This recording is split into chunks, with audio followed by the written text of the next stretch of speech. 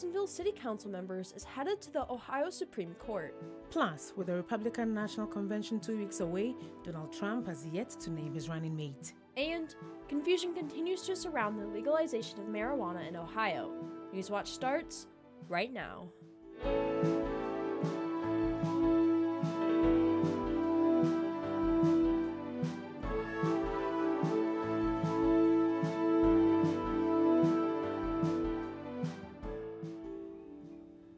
The Ohio Supreme Court will be taking up a case involving disputes surrounding the Nelsonville City Council.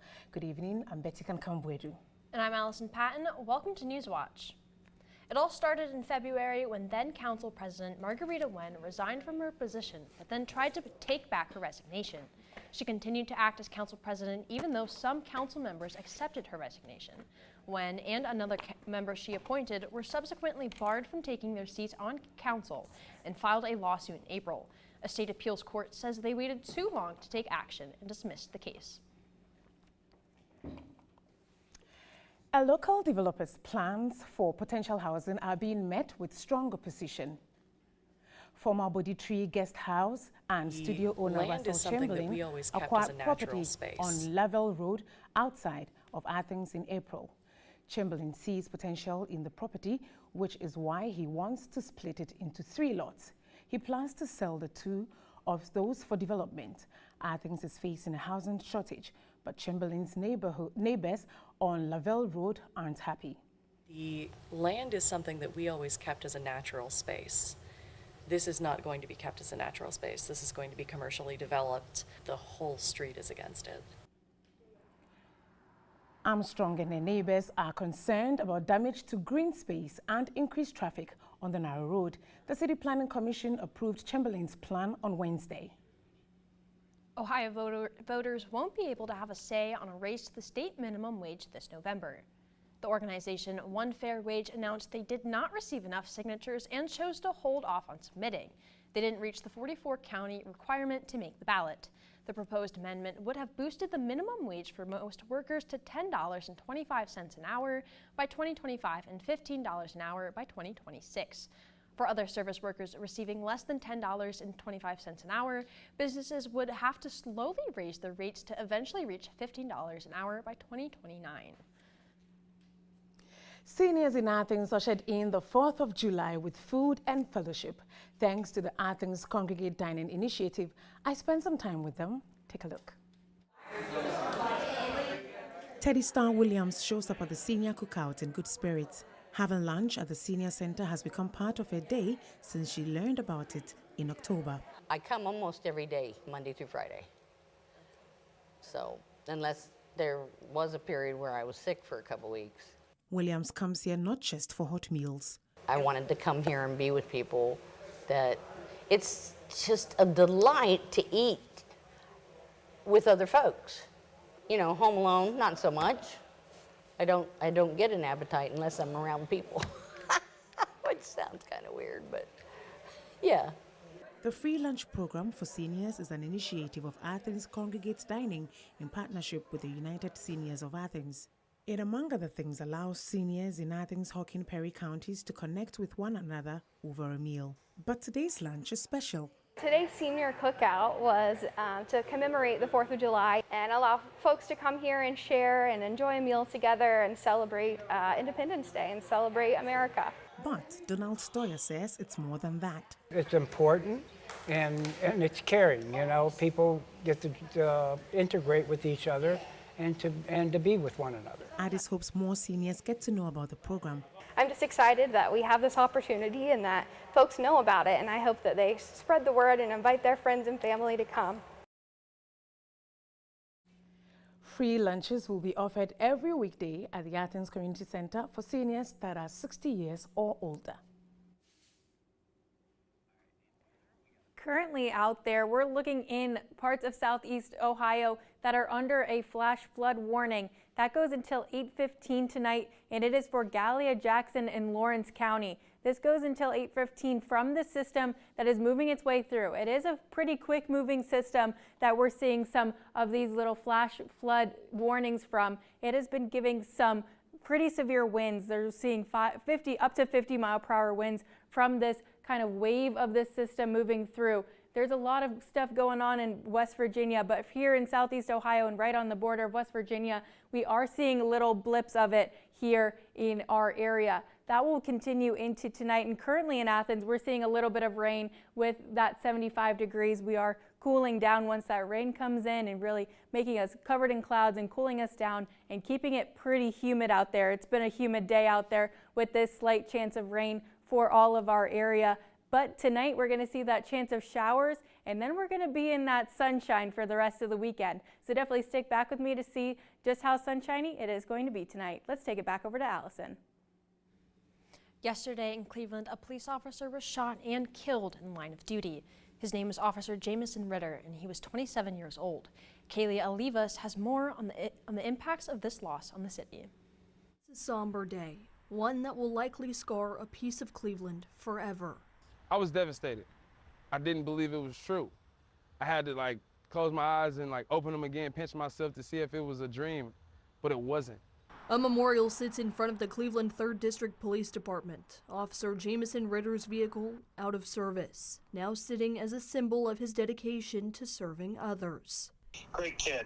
He was very focused, humble, nice individual, not a rabble-rouser.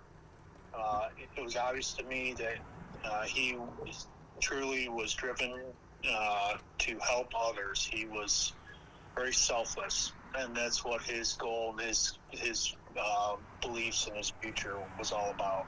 Eric Schartle has been part of the Syracuse Army ROTC for almost 2 decades, a city where Ritter's service to his country began when he was just a high school senior, shooting for the stars and aiming for ROTC scholarships.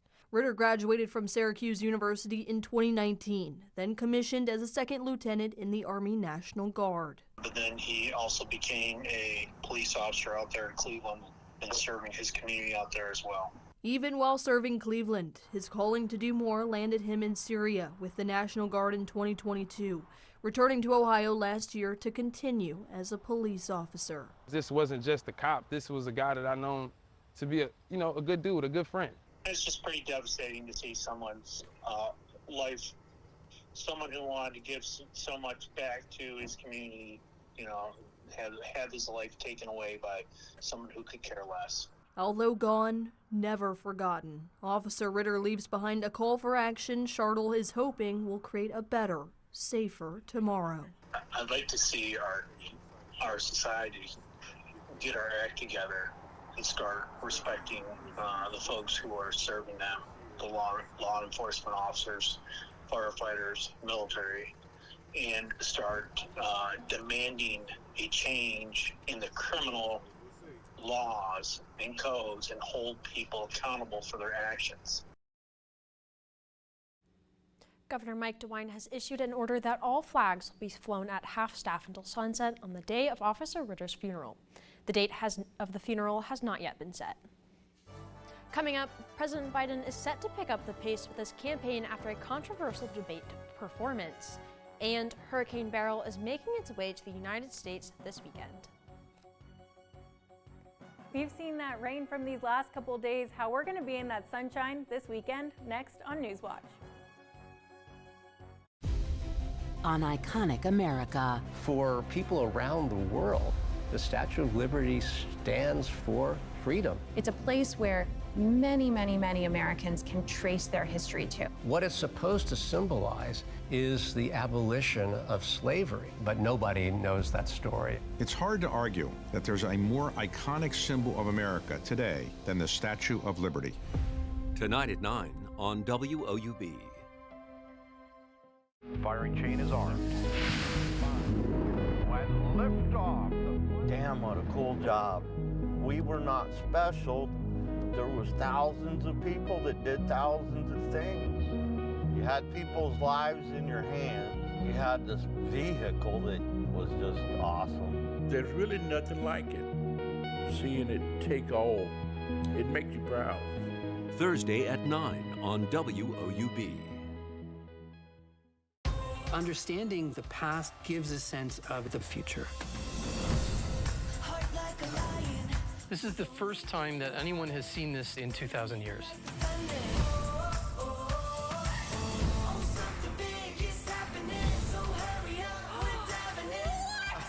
This is amazing. Well, I'm excited now. Pompeii is a battle against time.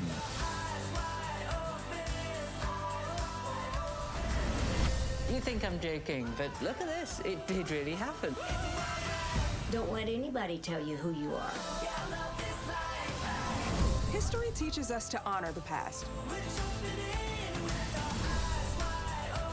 When you look back, you're like, wow, that was pretty special. This is something that's actually altering the course of history. You're charged with keeping these stories alive.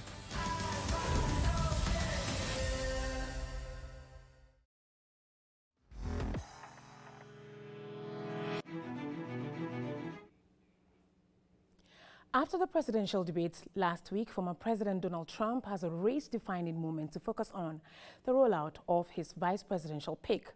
Washington correspondent Julia Benbrook details some of the candidates on the shortlist. As the Republican National Convention nears, speculation about former President Donald Trump's running mate continues. We'll be making a decision sometime early convention or before convention. While several names have been discussed, there could be a surprise pick, especially if there was a change to the Democratic ticket. But as of right now, the shortlist for the job includes Doug Burgum of North Dakota, a 67-year-old second-term governor with a conservative track record. He's got so many good choices that he can pick for this job. He can probably win the election without a vice president.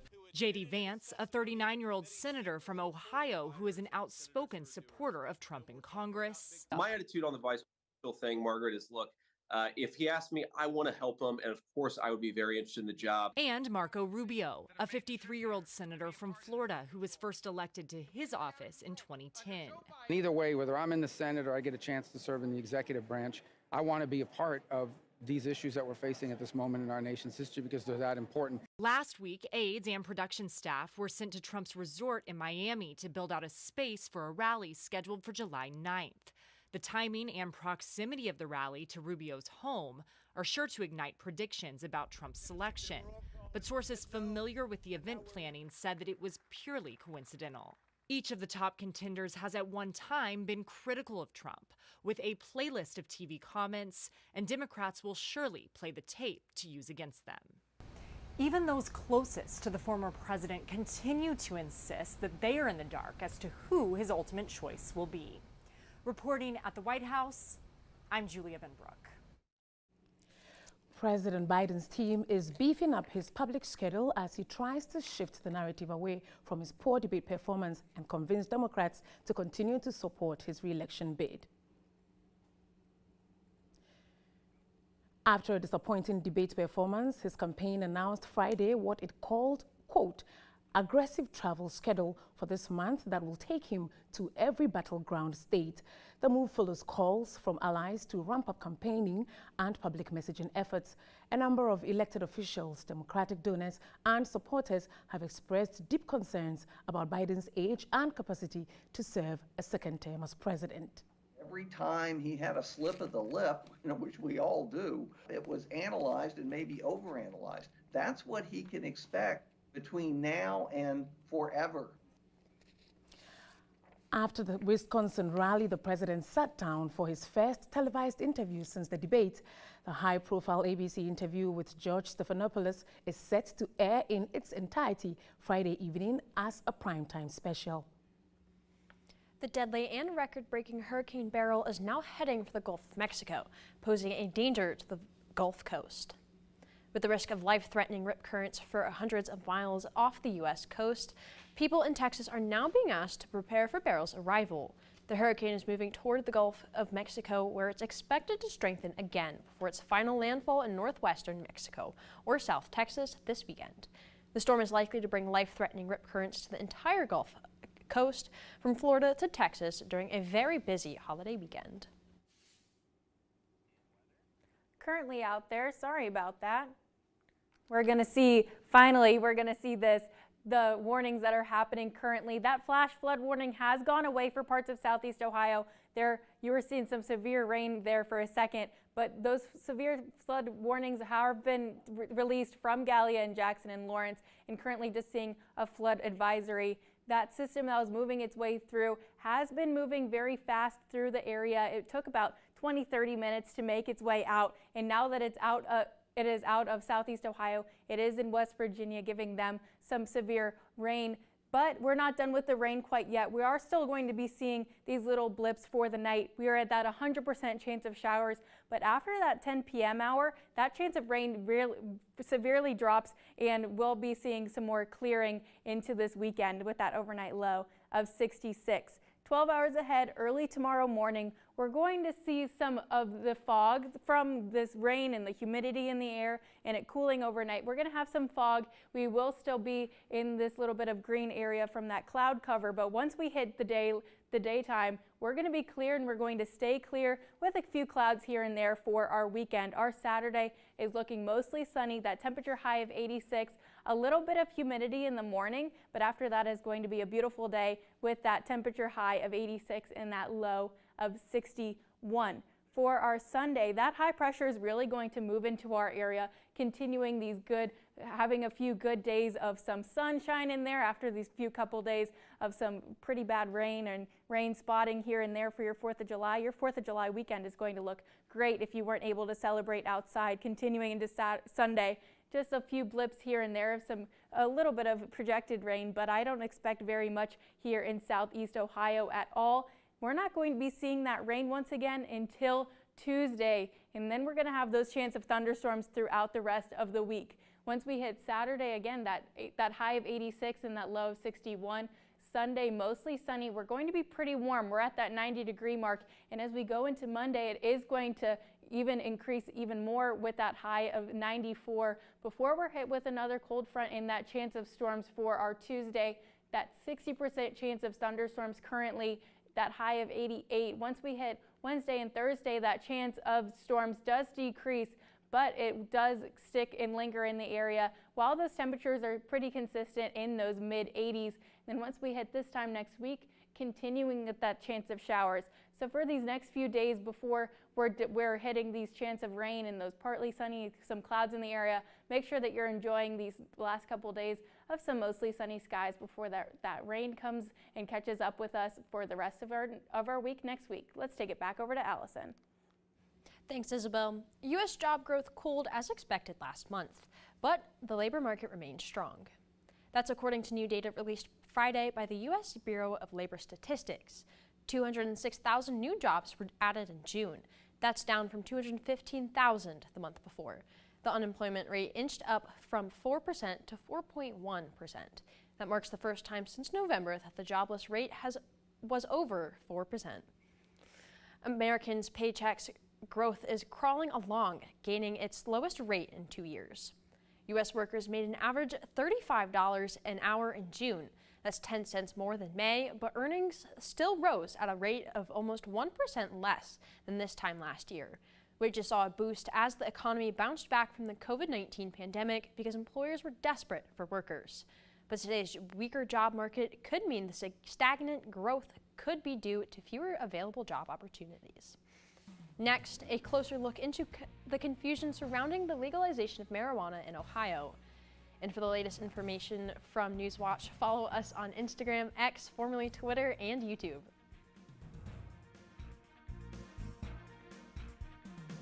For more than 70 years, WOUB Public Media has been the place where people in our region turn to learn how stories of the past ignite the imagination of the future. It's where information, entertainment, and education work together to inform, enlighten, and inspire generations. It's the place where the community gathers to hear and see our world in new and innovative ways. WOUB, the public media you trust that's worthy of your support. WOUB is recognizing members of our Cornerstone Society. The Cornerstone Society is a group that wants to ensure the future of public media in our region. It includes people across our area who value news, entertainment, and cultural programming, as well as the educational services WOUB provides. Also included are graduates of Ohio University who took part in the WOUB Student Professional Development Program.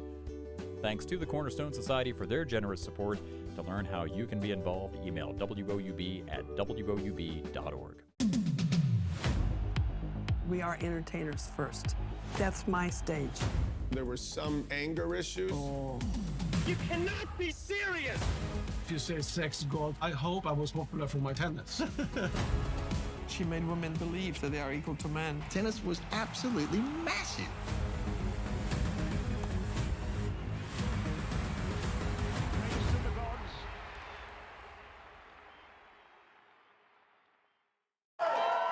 Adam Posse is one of the funniest comedians working today. Comedy is kind of the best drug I've ever had, basically. Adam Posse! I've met like 3 other Samoan comics. I'm just not seeing us on stage. What comes up for you knowing that your parents are going to be in the audience? I might cry. Be nice to your mom. There's going to be a couple white people jokes, Mom. Just a heads up. You had to go there. Tonight at 10 on WOUB.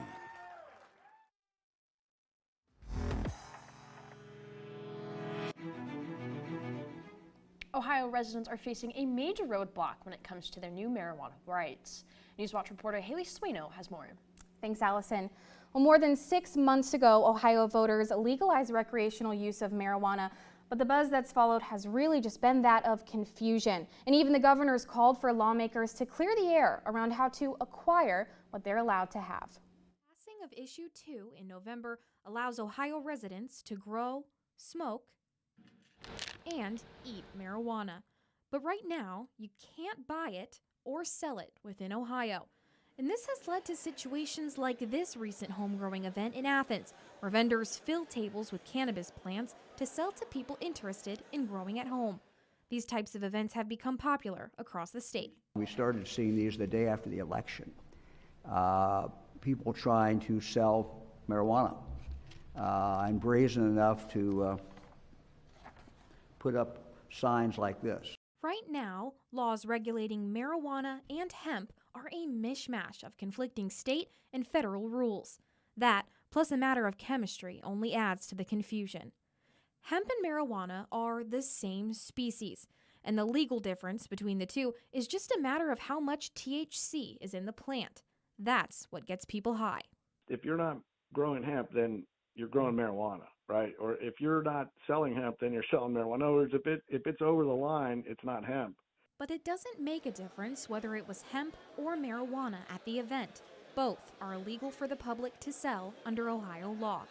People can grow marijuana at home, and they can give plants to someone so as long as there is no payment or public advertisement.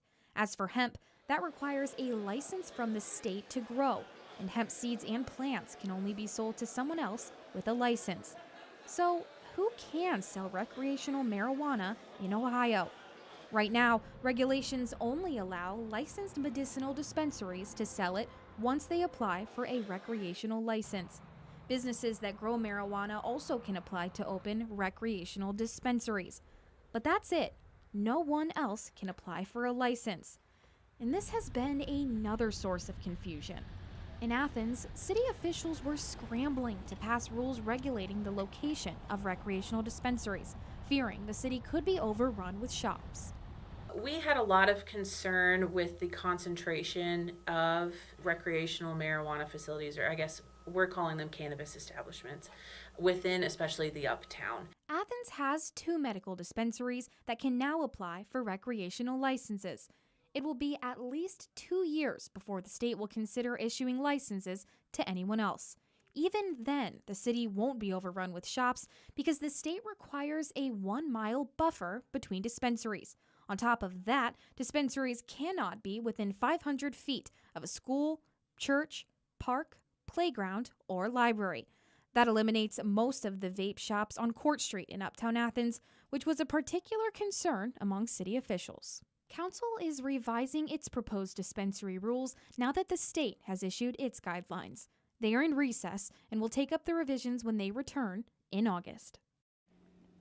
All this confusion is playing out across Ohio, and it's prompted Governor Mike DeWine to ask state lawmakers to resolve what he describes as, quote, a mess. In the meantime, the haze over recreational marijuana continues until lawmakers take action to lift it. Reporting for Newswatch, I'm Haley Swino, live in studio. Thank you, Haley. Still ahead, just in time for the 4th of July, NASA scientists have shared a photo of fireworks in our gallery. Galaxy. And first, here's a look at what's coming up tonight on your public television station. Let's start at the beginning, shall we? I can't wait. Back in the game, bringing the thunder, I'm making waves. People will be watching your every move. I can handle it. Let's go. So, what's your secret? Things are starting to move in the right direction. Tell us everything. Are you ready for more? Just getting started. Locked on the target. Are you ready for more? No one is going to tell me who I can or can't be. Troubles, honey? Like you wouldn't believe. Hop in. Every day, I see the evidence of all that love can do. Are you ready for more? Whatever happens, we'll be together. There's nowhere else in the world I'd rather be. This was perfect.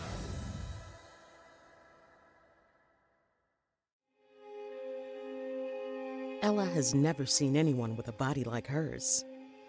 Join her in the most bewildering yet amazing period of her life as she searches to find others who share her experience. I love and respect my body. Being this way is not the problem. It's what you do next that matters. Is there anybody out there? On POV.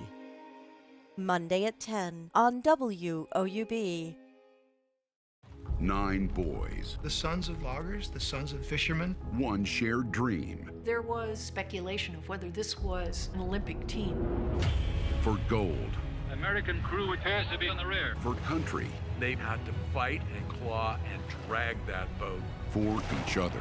8 hearts beating as one. The Boys of 36 on American Experience. They spoil the script. Tuesday at 9 on WOUB.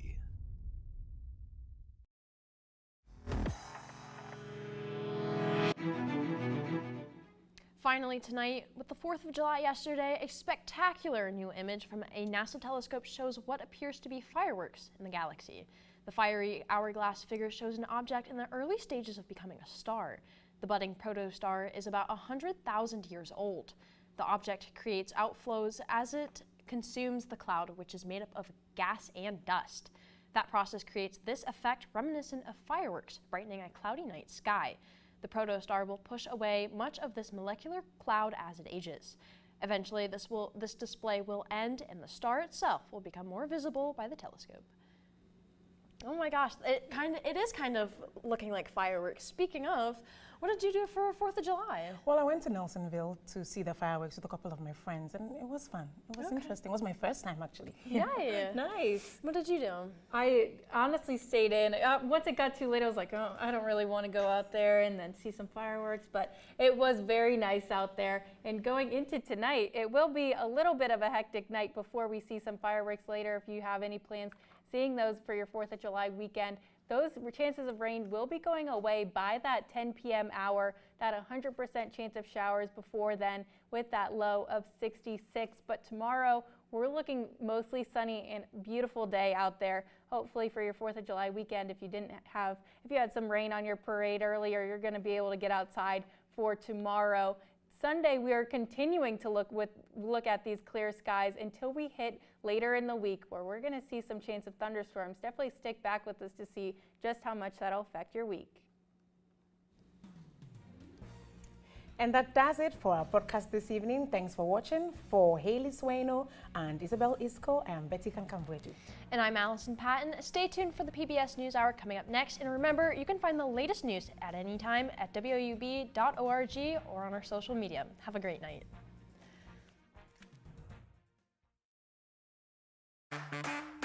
Let's make the most of this summer. There's about to be a whole lot of love in this kitchen. Smells good in here. Come on, baby. Come on, baby.